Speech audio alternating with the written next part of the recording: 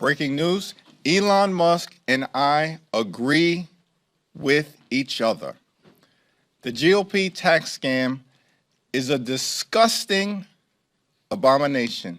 Every single Republican who voted for the one big, ugly bill should be ashamed of themselves.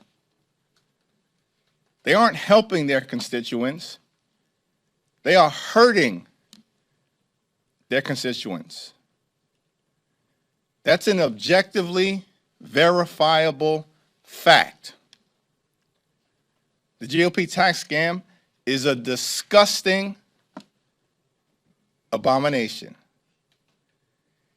It rips health care away from up to 14 million people, everyday Americans across the country. Hospitals will close. Nursing homes will shut down. And yes, people will die if the GOP tax scam ever became law. It's a disgusting abomination. The one big ugly bill would enact the largest cut to nutritional assistance in American history. That's also disgusting. Republicans literally want to rip food out of the mouths of children, veterans, and seniors. Every single Republican who voted for this bill should be ashamed of themselves. This bill that Republicans narrowly passed, it limped out of the House of Representatives. And we're going to work hard to make sure it dies in the Senate. This one big ugly bill, the GOP tax scam, hurts everyday Americans and rewards their billionaire donors with a massive tax break for the wealthy, the well-off, and the well-connected.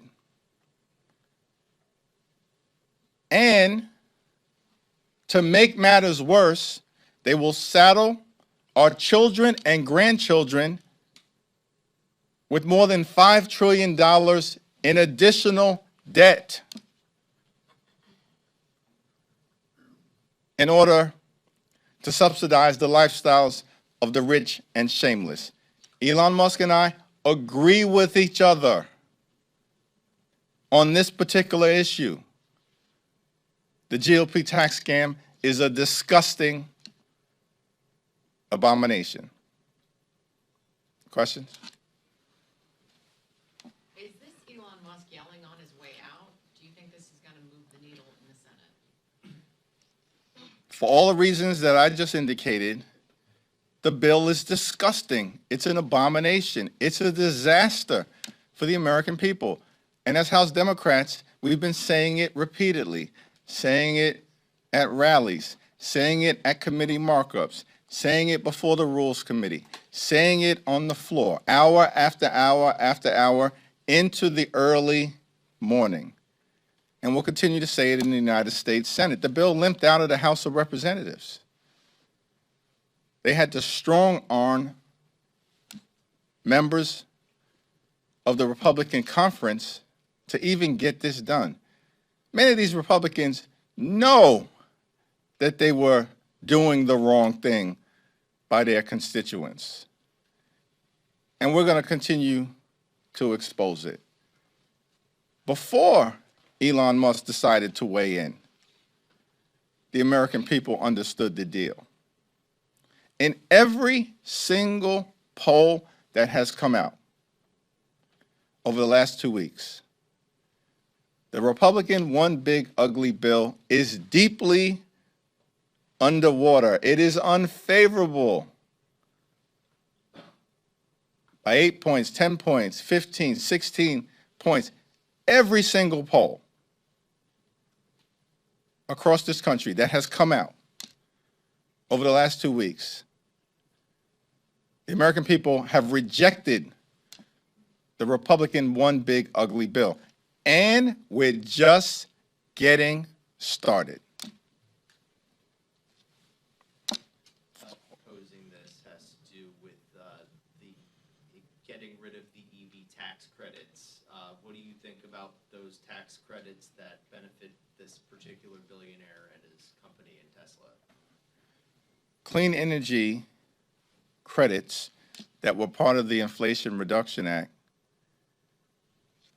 actually have had a significant benefit in terms of economic activity all across the country, particularly in red states and congressional districts represented by Republicans. Standing up a clean energy economy lowers energy costs, helps to protect the environment, and combats the climate crisis with the fierce urgency of now that is necessary, while at the same period of time creating jobs and generating economic activity. Republicans decided that they want to detonate these clean energy for this extraordinary statement, but we're in complete agreement. The GOP tax scam is a disgusting abomination. And yes, the repeal of the clean energy tax credits is one of many reasons why the Republican one big ugly bill is a complete and total disaster. These extremists can't even defend it. So you have the senator from Iowa say, in response to a question that was heartfelt about people dying prematurely because they're going to lose health care coverage under the GOP tax scam, that everyone's going to die. Yes, Joni, we know, the American people know that at some point in their lives, they are going to pass away. The cause of death should not be Republican cruelty. The cause of death should not be this disgusting abomination of a bill.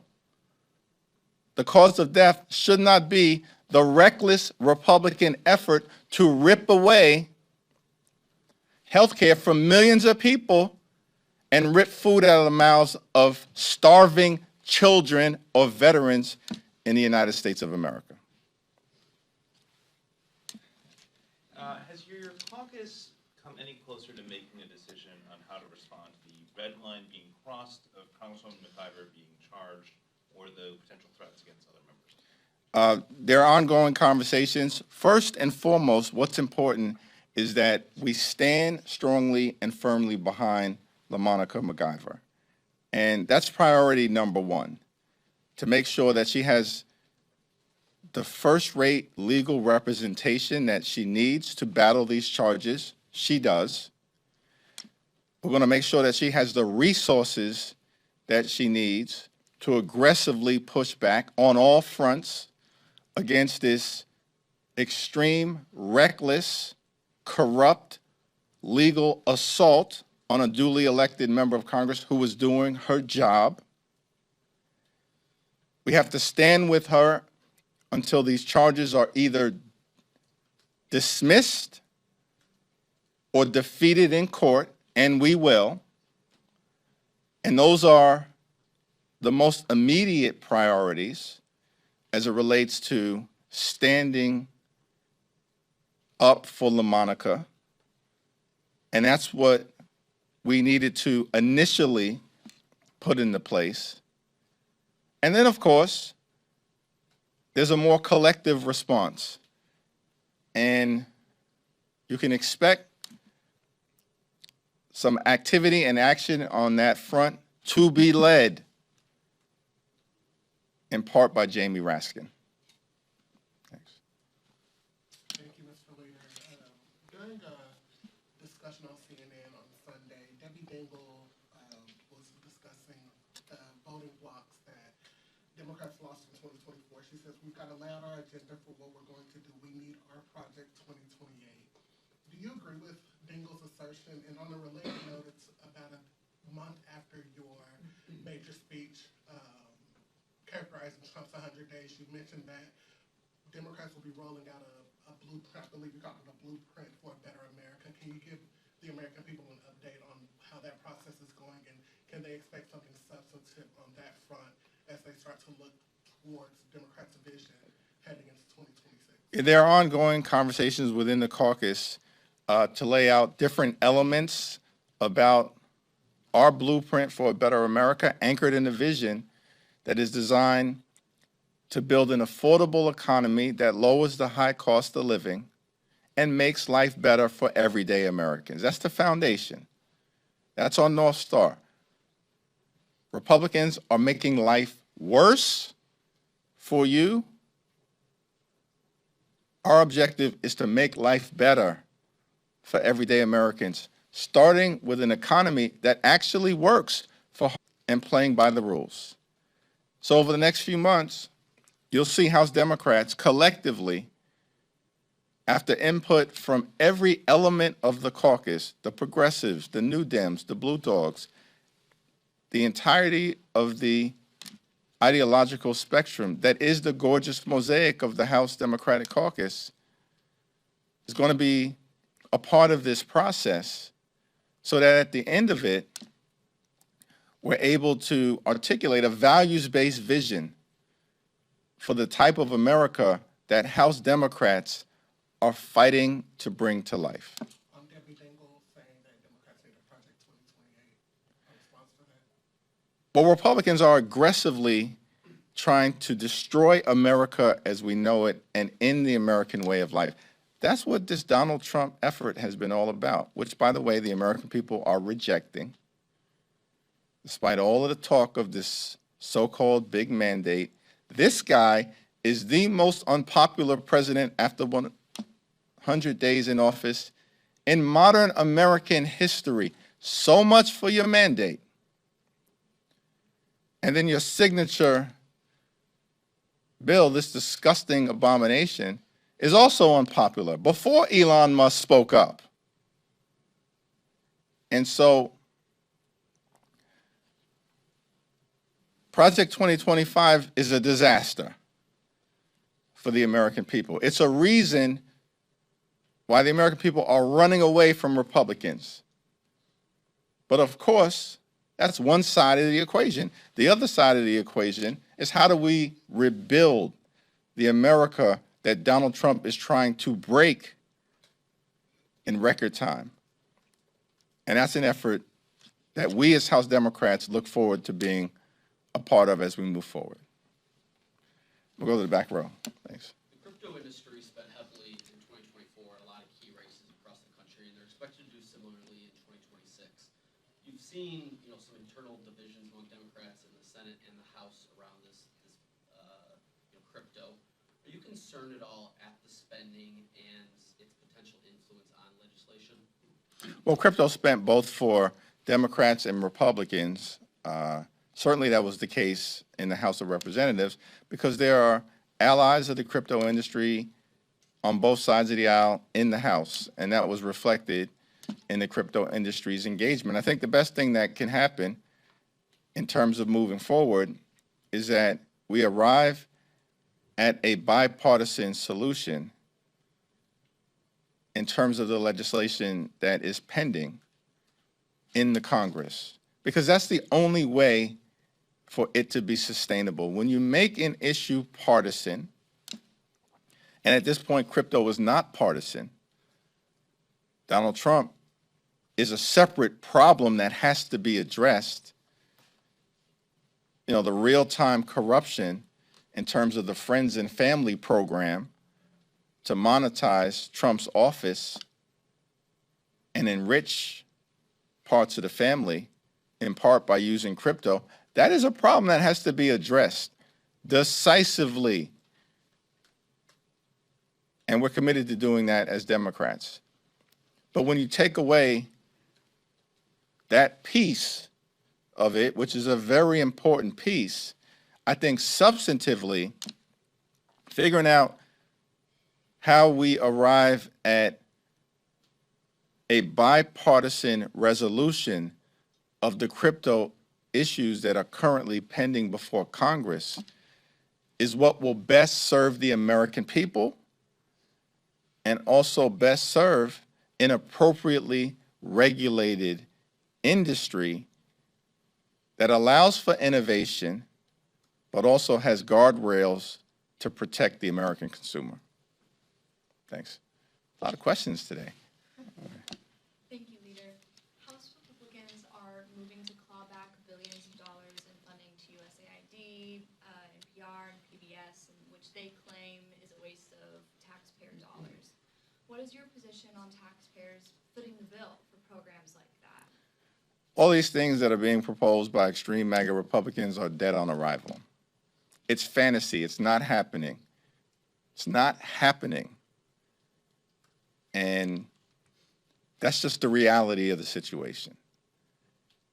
So they have a responsibility to govern. And it's been a disaster so far.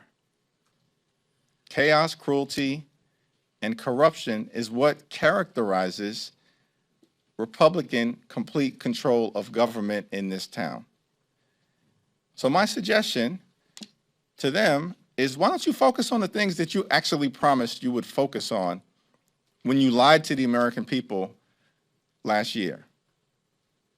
Because Republicans spent all year in 2024 promising that they were going to lower the high cost of living in the United States of America. And, in fact, costs would go down on day one. Costs aren't going down under Republican complete control of government. They are going up. Inflation is going up. The cost of living is going up. Life is becoming more unaffordable for everyday Americans. Donald Trump and Republicans broke their promise to focus on the issues that matter in terms of the economy.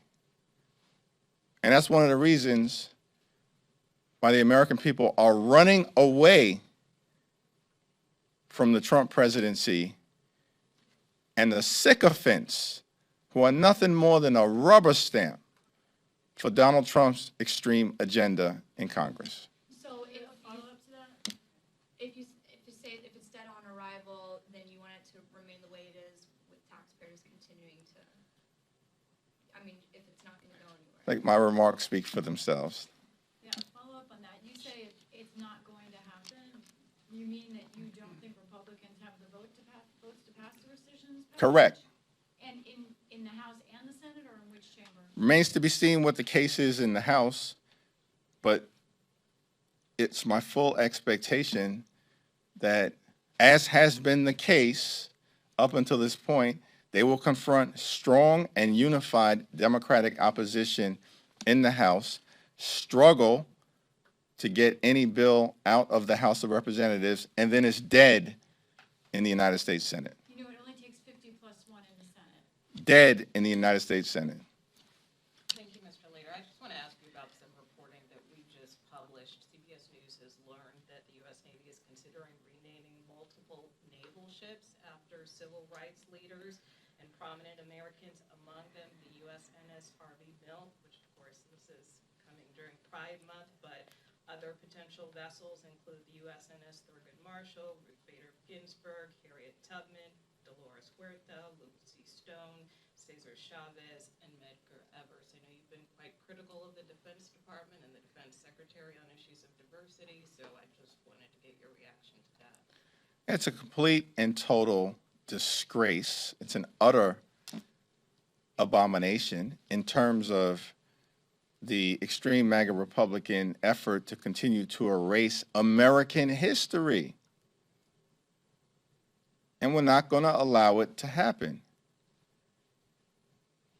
And you wonder, why do these far-right extremists who are utterly unqualified for the jobs that they currently hold in the United States government exhibit Pete Hegseth, the least qualified Secretary of Defense in American history, and this guy's leading the charge? It's a joke. You're not qualified for the job that you have. You didn't get that job on merit. And so Here's what the outcome is going to be. Every single time they've raised this issue and tried to cancel a part of our history, they've had to walk it back. Because the American people, aided and assisted by Democrats, have aggressively pushed back. They tried to cancel Harriet Tubman. We reversed it. They tried to cancel Jackie Robinson. We reversed it. They tried to we reversed it. They tried to ban hundreds of books in the Naval Academy. We reversed it. Every single time the extremists have tried to cancel certain parts of American history, the American people have risen up and said, no, it's not happening. And the MAGA extremists have chickened out. They are supposed to be tough guys. They regularly are pushed back. And they will again if they try to move on renaming these Navy vessels. Thanks. Jeffries, you had said after Congresswoman McIver was, I think you said, physically accosted by ICE officials that you wanted them identified, the officials that accosted them. Have they been identified, and what do you expect from, or do you want agents that were harassing Jerry Nadler's staffers at his district office also identified? What's the latest, or how are Democrats going to respond to the change? Every single ICE agent who's engaged in this aggressive overreach and are trying to hide their identities from the American people will be unsuccessful in doing that. This is America. This is not the Soviet Union. We're not behind the Iron Curtain. This is not the 1930s. And every single one of them, no matter what it takes, no matter how long it takes, will of course be identified. That in fact is the law. And we're going to make sure that the American people have the transparency necessary to hold people accountable when they're folks who cross the line here in America. That's what's going to happen. And as I mentioned earlier, and I spoke to Congressman Nadler about this, our first priorities are always going to be making sure the person who was on the front line is in the best possible place to move forward. That's the case with LaMonica MacGyver, and it is also the case with Congressman Nadler's brave, young, patriotic staffer. And we've got to address those issues first. That's the human thing to do, while simultaneously, of course, preparing to deal with the broader policy implications, which, as I mentioned, are underway. Thanks. Go back to this side. Yep. There are two members of the Congressional Black Caucus running to be ranking member on House Oversight. How do you think the CBC will handle that? It's a good question. We have a CBC meeting on Wednesday. At some point, I think both members will present themselves before the CBC, along with the two non-CBC members. That has been the traditional practice. And at the end of the day, may the best woman, may the best man win. We'll see what happens. On our side of the aisle, there's actually an election. It's a democratic process. People make their case to every single one of the House Democratic Caucus members, who then decide the best path forward. This is not the first time that multiple CBC members have been in a race together with each other, and it's always been handled like a family. Decades ago, Greg Meeks and Jim Clyburn ran against each other in the same race for vice chair of the House Democratic Caucus. At the end of the day, it worked out well for both of them. Barbara Lee and I were in a race together to be chair of the House Democratic Caucus. She had an incredible career in the United States Congress, and now she's the mayor of Oakland, and a great friend and colleague to me and to all of us within the CBC, a great leader. Those are just two of several examples. So the CBC will handle it like a family in the same way that we've always handled it, like a family. And at the end of the day, the caucus will make its decision. Leadership, of course, remains aggressively neutral. As is the case, we don't put our thumb on the scale, which is what happens on the other side of the aisle. And we'll see what happens at the end of the day over the next few weeks. Do you expect them to endorse? Say it again? Do you expect them to endorse the CBC? That's an interesting question. That's probably best asked to Yvette Clarke and the CBC Executive Board. At this point, I'm just a voting member. Thank you. There are now 4 candidates in the oversight race. 2 of them are 44 and 47. The other 2 are 70 and 77. After what happened with Congressman Connolly and some other 70-year-old members, some of whom have been in community leadership positions and were essentially pushed out of those positions, what do you say to Democrats, both here in Congress and outside of Congress, who worry that the seniority system is once again going to elevate someone that many of them feel is not up for the job? There were 3 competitive races in the aftermath of the November 2024 election. Competitive race for the Ag Committee leadership, a competitive race for natural resources, and a potentially competitive race to head the Judiciary Committee, ultimately resulting in Jerry Nadler, a great former chair, making the decision to stand down, and Jamie Raskin, an amazing leader, enabled to step up. So the record most recently speaks for itself, which is just that the caucus is going to make a decision on the merits as to who they think is best qualified to lead the committee moving forward. In the same way that Rosa DeLauro and Frank Pallone and Richie Neal and Maxine Waters continue to lead their committees and are doing an extraordinary job and showed an amazing amount of fight in connection with the GOP tax scam. Thanks.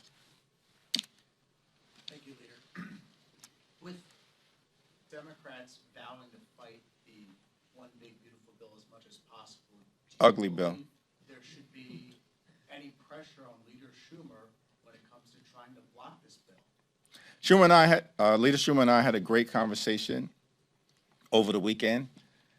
His caucus is ready, willing, and able to meet this moment under his leadership.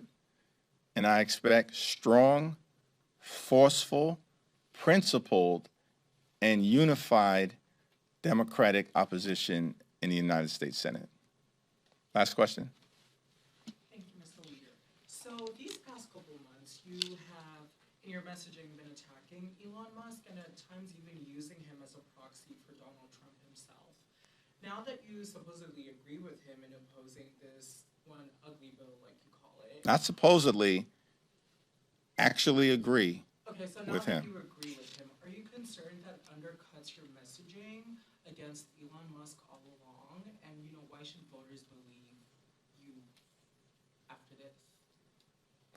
Well, I don't quite understand that question, actually, but, you agree with someone when you agree with them. You strongly disagree with them when you disagree with them. And on this particular issue, the bill is a disaster. The fact that I agree with Elon Musk that it's an abomination should not be unclear to anyone based on weeks of Democrats aggressively pushing back against the one big ugly bill. I'm not revealing any secrets. In fact, I'm stating the obvious. The bill is an abomination. It's a disaster. Republicans should be ashamed of themselves. I don't know why Elon Musk made the decision to make this statement, but he's not wrong. He's not wrong.